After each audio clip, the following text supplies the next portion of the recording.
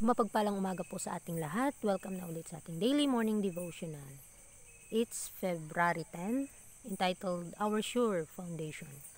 Ano po itong pag-aralan? Sa 1 Corinthians 3:11-13, For other foundation can no man lay than that is laid, which is Jesus Christ. Now, if any man build upon this foundation gold, silver, precious stones, wood, hay, stubble, every man's work shall be made manifest. For the day shall declare it, because it shall be revealed by fire, and the fire shall try every man's work of what sort it is. So, ang pundasyon ng pananampalatayang ito, which is si Kristo, ay na-build na, ay naitayo na sa atin, mga kapatid. At tsaka wala na ding ibang magtatayo nito, neither yung pundasyon, gold, silver, precious, o kahit anuman. Kasi ang bawat, every man's work, mga kapatid, ay minanifest niya at dineclare ito dahil inireveal ito sa pamamagitan ng apoy ng mga pagsubok at ang bawat gawa ng tao ay sinusubukan kung ito ba ay para sa Panginoon. As fire reveals the difference between gold, silver, and precious stones, and wood, hay, and stubble, so the day of judgment will test characters, showing the difference between characters formed after Christ's likeness and characters formed after the likeness of the selfish heart. So mapapansin natin yung pagsubok o apoy ng pagsubok, ito yung nagbibigay sa atin, o ito yung proseso ng Panginoon upang mapabanal tayo, maging isang ginto ang ating mga puso at mawala yung mga depekto ng ating pagkatao at mapapalitan ito ng karakter ng Panginoon na may manifest natin ang katwiran ng ating Panginoon. Makikita natin sa ating buhay kung saan ba tayo napanig. Kung meron ba tayong selfish heart or na-adapt na ba natin yung mapagpakumbabang puso ng ating Panginoon. All selfishness, all false religion will then appear as it is. The wordless material will be consumed by the gold of truth. Simple, humble faith will never lose its value. It can never be consumed, for it is imperishable. So mapapansin din natin, yung bawat makasarili at mga maling doktrina o relihiyon ay na nasa atin ay mawawala. Dahil yung mga bagay na ito ay wala talagang kabuluhan. At masusunog ito at gagawin ng Panginoon ng ating mga puso na banal. Dahil tayo ay binili ng dugo ng ating Panginoon. At sa bawat pagsubok na meron tayo, yung mga bagay na ating nilalabanan ay hindi po tayo mapanghihinaan. Kasi nga, tutulungan tayo ng Panginoon kung paanong lumakad na kasama niya. Anyone can be just what the chooses to be. Character is not obtained by receiving an education. Character is not obtained by amassing wealth or by gaining worldly honor. So mapapansin din natin yung character building natin, mga kapatid. It's our own choice. Kung tayo ba may makipag-ooperate sa ating Panginoon. Dahil ang pagtatayo o ang character building ay matatanggap natin ang karakter ng ating Panginoon. Hindi sa pamamagitan ng mga edukasyon o ano yung natapos mo dito. Hindi sa pamamagitan ng mga makamundong karangalan, kundi kung paano tayong maging tapat sa Kanya. Kung paano tayong lumakad na kasama Niya. Tingnan natin mabuti ang Kanyang banal na kalooban kung sinusunod ba natin Siya. Character is not obtained by having others fight the battle of life for us. It must be sought, worked for, fought for, and it requires a purpose, a will, a determination. So, ang karakter ng Panginoon atin itong makakamit kapag tayo ay willing na at may determinado tayong makipaglaban sa ating mismong pakikipaglaban. Hindi yung ibang tao ang lalaban para sa ating sarili kasi wala po tayong magagawa doon. Ngunit, ang gusto ng Panginoon, it's our own choice na makipaglaban tayo, makipagbuno tayo, gumawa tayo, kumilos tayo na naayon sa Kanyang banal na kalooban. At ito ang paraan para tayo ay magwawagi.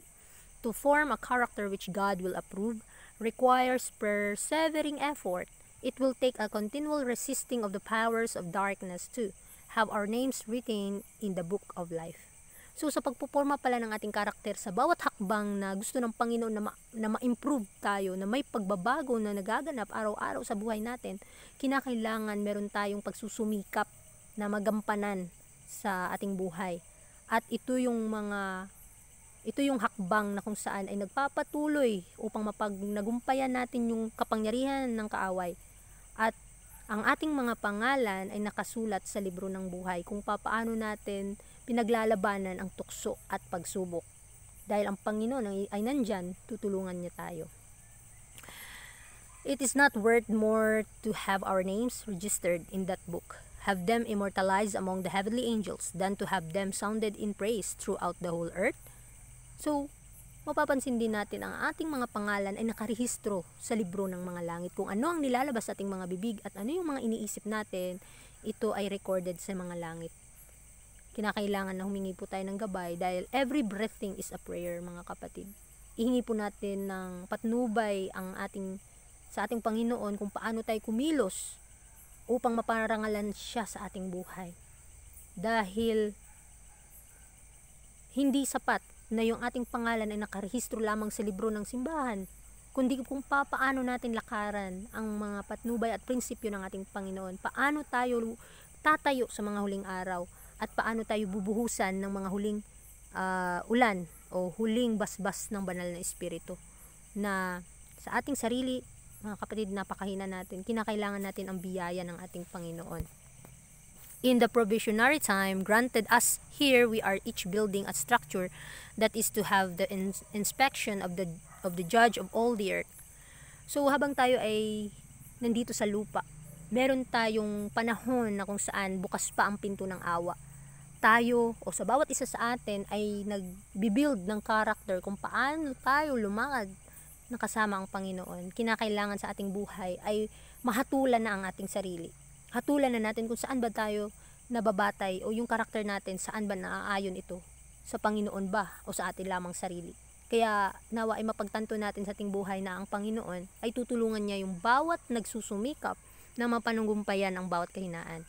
This work is the molding of our characters. Every act of our lives is a stone in that building. Every faculty is a worker. Every blow that is struck is for good or for evil. So, sa bawat hakbang natin, dito minumold yung karakter natin. At sa bawat kilos at gawa natin, ito yung buhay na bato kung paano tatayo yung ating karakter. Yung karakter ng Panginoon ay ma-adapt nga natin. At yung bawat mga bagay na ating ginagampanan, yung ating panalangin at ang ating paghihingi, pagsusumamo, pag-aaral ng kanyang mga salita, ito yung mga gawain na dapat natin gawin upang sa bawat pagsubok sa buhay mapanagumpayan natin. Kung tayo ba ay kumikilos sa kabutihan ba o sa kasamaan. The words of inspiration warn us to take heed how we build, to see that our foundation is sure if we build upon the solid rock, pure, noble, upright deeds. The structure will go up beautiful and symmetrical, a fit temple for the indwelling of the Holy Spirit. So, ang salita ng inspirasyon ay nagpapaalala sa atin kung paano tayo magtayo ng karakter ng Panginoon. Itong pundasyon ay sigurado. At kapag tayo ay nagtayo sa pundasyon na bato na si Kristo, papabanalin niya tayo, bibigyan niya tayo ng paraan upang mapanagumpayan ang bawat kahinaan. At itong ating pagsusumikap ay hindi mawawalang bahala. Hindi magiging useless, mga kapatid, kasi nga kapag tayo nagsusumikap sa pamamagitan ng banal na Espiritu, tayo ay magwawagi. Sa pag-aaral natin ngayong umaga, very clear po, mga kapatid, na yung ating siguradong pundasyon sa ating karakter ay si Kristo. Kinakailangan lamang nating tingnan ng maigi upang ang ating mga pagsusumikap ay hindi masasayang. Kasi nga sa ating buhay ngayon, napaka dilim na po dahil sa kasalanan. Kinakailangan tayo makipag-cooperate sa mga agents sa langit kung paano tayo ma-process yung puso natin, paano ma-pure ang ating mind and heart, kung paano makipag-cooperate sa Panginoon. We always looking unto Jesus, mga kapatid, upang itong siguradong pundasyon sa ating pananampalataya, sa ating karakter, ay maitayo na sa bato na si Kristo. Kaya sa umagang ito, nawa ay atin itong maintindihan at maisakatuparan sa ating buhay na sa bawat hakbang natin bilang Kristiyano ay doon tayo pinapabanal ng Panginoon kung tayo ay makipag-cooperate sa Kanya. So magandang umaga sa ating lahat at God bless po.